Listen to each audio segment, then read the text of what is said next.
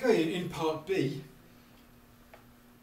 the first thing we're asked to do is to show that the norm on the Gaussian integers is multiplicative. So this is defined, the norm of alpha is the product of alpha and its complex conjugate. If we write alpha in the form a plus ib, where a and b are ordinary integers, then this comes out to a squared plus b squared. Now, probably the easiest way to show the multiplicativity is to look at it this way. It's also possible this way, but if we look at the norm of alpha times beta, then by definition this is alpha beta times the conjugate of alpha beta. Now, the conjugate of a product is the product of the conjugates. That's a familiar fact from just dealing with complex numbers. It's not a trivial fact. I mean, it did at some stage require some proof. So to include that proof was perhaps a nice thing, but I'll probably not bother myself. I would just say, well, this is alpha beta times alpha bar beta bar. That's the same thing. Like I say, this is saying something, this equality here, but it's something we sort of already know. And then rearranging that, that's alpha alpha bar times beta beta bar, which is the norm of alpha times the norm of beta, which is what we wanted to prove. Now we're going to prove a couple of other things using this. So the first thing is to prove that a unit must have norm 1. Okay, so let alpha be a unit.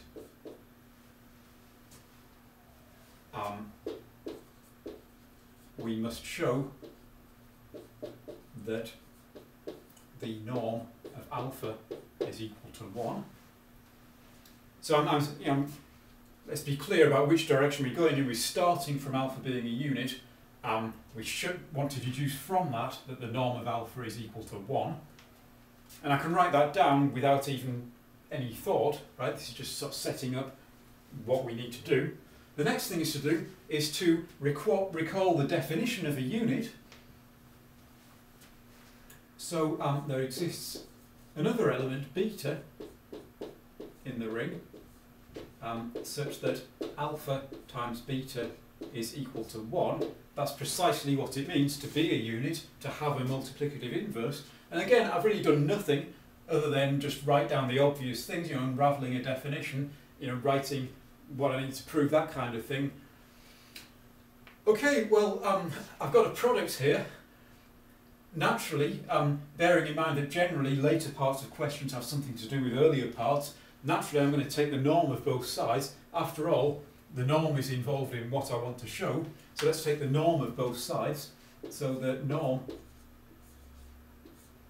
of alpha times beta is equal to the norm of 1, which is of course 1 times 1, which is 1. But we just showed that the norm is multiplicative, so this shows that the norm of alpha times the norm of beta is equal to 1. Now we want to show that the norm of alpha is 1, right? That's what we're aiming at. We're almost there. This is a product of ordinary integers, right? I mean, alpha is a Gaussian integer, but its norm is an ordinary integer. That's not quite enough on its own to show that if the product is 1, then each factor must be 1. I mean, what we know is that each factor must be a unit in Z, but the units in Z are plus or minus 1. This could be 1 times 1 or minus 1 times minus 1 to get a product to be 1 in Z. But of course we know that the norm is positive as well. So since the norm of alpha and the norm of beta belong to Z and are positive, the only possibility is that, as desired, the norm of alpha is indeed equal to 1.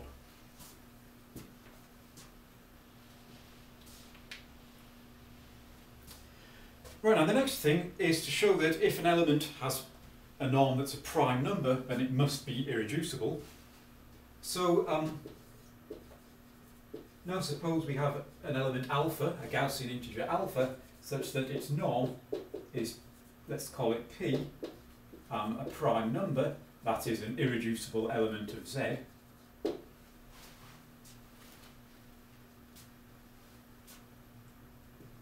Now I want to show alpha is irreducible in the ring of Gaussian integers, Zi. And so, well, now I bring out the definition of irreducibility. So let's suppose that alpha wasn't irreducible, and we'll try to get a contradiction.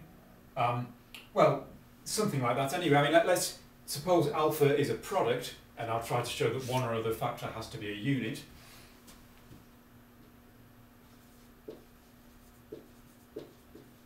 So suppose alpha equals beta times gamma in this ring.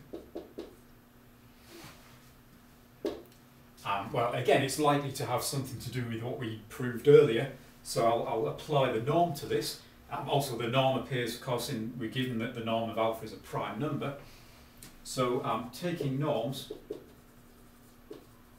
and using the fact that the norm of alpha is p, and that norms are multiplicative, we get p is the norm of beta times the norm of gamma. Now, as before, the norms are ordinary integers, and this is a prime number, this is an irreducible element of Z, and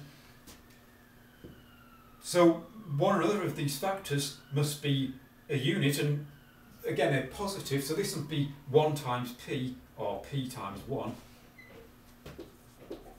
So since p is a prime number, and the norm of beta and the norm of gamma greater than or equal to 0, we must have that the norm of beta is 1 or the norm of gamma is 1.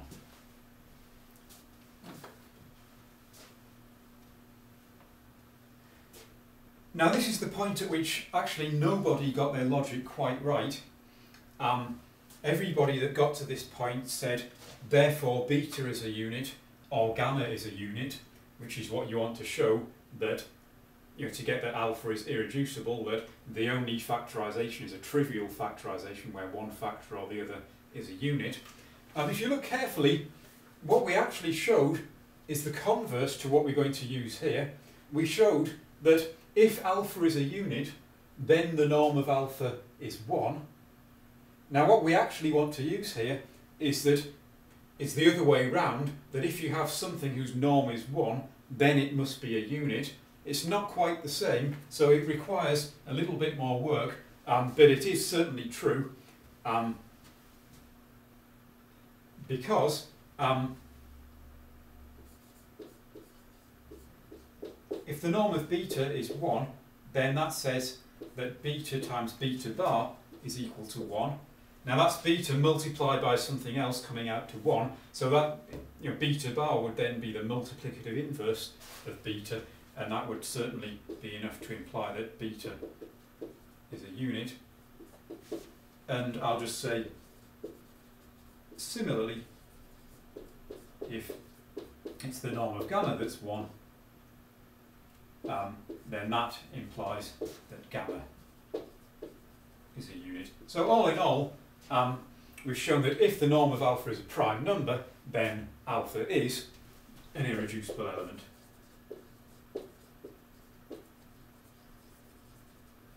An irreducible element of the ring Zi.